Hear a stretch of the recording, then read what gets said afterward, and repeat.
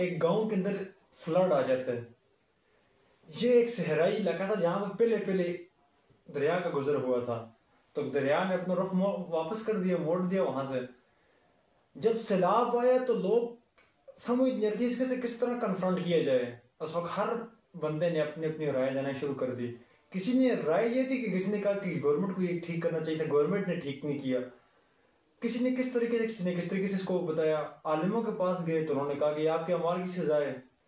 तो फिर करते करते एकदम एड्रेस एक जगह पर हो रहा था। उस एड्रेस के अंदर हर बंदे ने अपनी अपनी राय दी और कहा कि किस तरह, बंदे ने पूछा कि ऐसा ये बताओ इस सिचुएशन को किस तरह कन्फ्रंट किया जाए।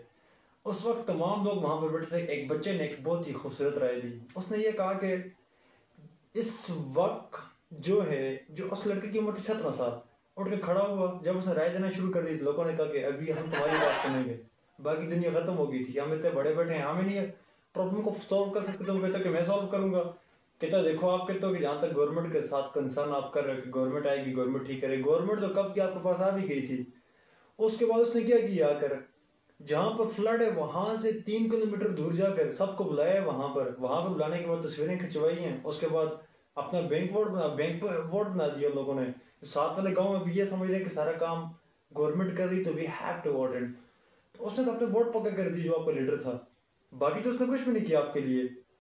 साथ ही साथ उसने एक आपको इमदाद दी, लेकिन वो इमदाद खास लोगों को दी थी। उसके बाद क्या था, उनका सर कढ़ाई में और पांचों घी में थी कि जहां तक आप इसको दीन के साथ जोड़ रहे तो ये तो आजमाइशें तो आती रहती थी। अभी देखो जैसा कि हज़रत यूसुफ अलैहिस्सलाम के दौर में कहत आया था, लेकिन उन लोगों ने कन्फ्रंट किया था। ऐसी चीज़ें बनाई, ऐसा स्टोर बनाया कि वहाँ पर 7 साल तक कोई चीज़ ख़राब नहीं। आज अगर हम कोई सब्ज़ी भी रखते हैं तो ख़राब हो जाती है, लेकिन 7 साल तक रखने, फ्रीज़र भी नहीं रख सकता।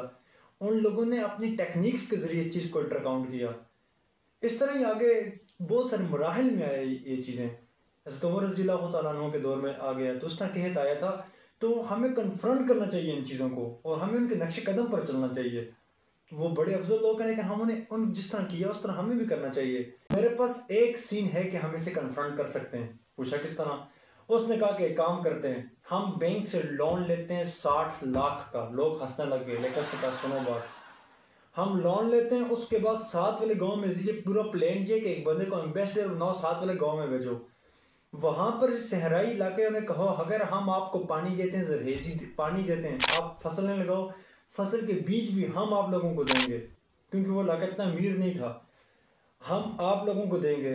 लोगों ने कहा कि हमारे पास खाने के लिए कुछ भी नहीं है, रहने के लिए जगह नहीं है। तुम कहते हो, उसने कहा बैंक आप सिर्फ प्लान सुनो, हम जगह भी देंगे उनको, सब कुछ। अभी हमारे पास जगह नहीं फिलहाल, देखो हम उन्हें कहेंगे पानी देंगे, आपकी ज़मीनें होंगी, लेकिन आपकी ज़मीनों के अंदर फसल जो काश्त की जाएगी वो हम करेंगे, सब कुछ हम करेंगे, लेकिन शर्त ये एट द एंड जो है आप लोग 1/3 हिस्सा जो है फसल का वो हमें दोगे। इस पे लोगों ने कहा ये होगा कैसे, पानी कैसे लेके जाएंगे? उसने कहा सबसे पहले जो 60 लाख की हम लोगों ने लेकर आए, बैंक से लाया है, विड्रॉ करवाए हैं और साथ में लोन लिए हम लोगों ने, हम फ़ौरन जल्द अज जल्द जहाँ पर केनाल सिस्टम का काम स्टार्ट करेंगे, यहाँ से सारे का सारा पानी भेजेंगे दूसरी उसके अंदर जो दूसरा एरिया था, और वहाँ पर फसल बोने के लिए भी हमारे ही बंदे होंगे, और साथ ही साथ हम अपना सिस्टम सब कुछ करेंगे, अपने केनाल सिस्टम बनाएंगे और उनको बीज भी देंगे। 20 लाख तक का सामान आना चाहिए। लोगों ने कहा 20 लाख बहुत कम है, वहाँ बहुत ज़्यादा। उसने कहा जैसा कि रही है पहले, लोग यही करेंगे कि हम लोग एक जो 2 रोटी खाते थे एक खाएंगे, इस तरह सिस्टम चलाएंगे हम लोग। वह उन लोगों ने पेट काफ़ी सारी मुश्किलात में, उन लोगों ने काफ़ी सारी मुश्किलात के बाद केनाल सिस्टम बनाना शुरू कर दी।